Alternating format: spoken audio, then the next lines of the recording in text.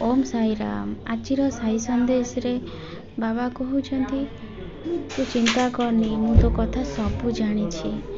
तू तुम घरर समस्त कार्य करुछु, हेले भी तते बहुत जंत्रणा कष्ट दिया जाउछि। सबु काम करने सत्वे भी जेमिति तते आघात दिया जाउछि कि तू किछि भी करुनु, तते बहुत कष्ट होउछि। आ बेले बेले तू भाबुछु मु ए सबु छाड़ी के कुआडे चली जीवी। मु तो मन कथा सबू जानी।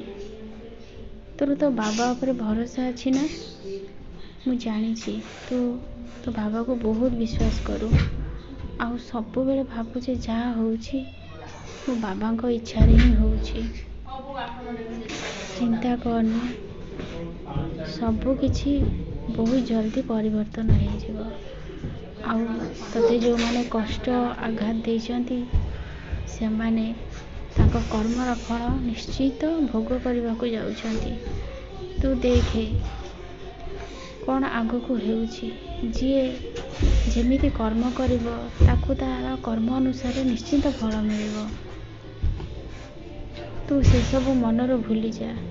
तू जदि भूली पारुनु ताहाले मो साई सच्चरित्र गोटे अध्याय लेखा सबुदिन पाठ कर। तो देखिए कौन कहला कि कौन न कहला से सब मन जमार भी रहिबनी। ए दुनिया को समस्ते आसीचंती किछि भल कर्म करिबा पई, किंतु किछि मनीष जानी शुणी कि भी भूल रास्ता रे जाउछंती, भूल काम करूछंती। से माने भूली जाउछंती जे आगो को तांको जीवन रे कौन सब घटिबा को जाउछि। मो कथा ऊपर से माने भरोसा भी रखु नाहंती। से भूल टाकू ही स्वीकार करूछंती। मु बहुत थर से माने को बुझे सारलिनी, हेले से माने बुझु नाहंती। किंतु तू तो मोर सच्चा भक्त, तू मो कथा पे विश्वास रख, मन कष्ट करनी।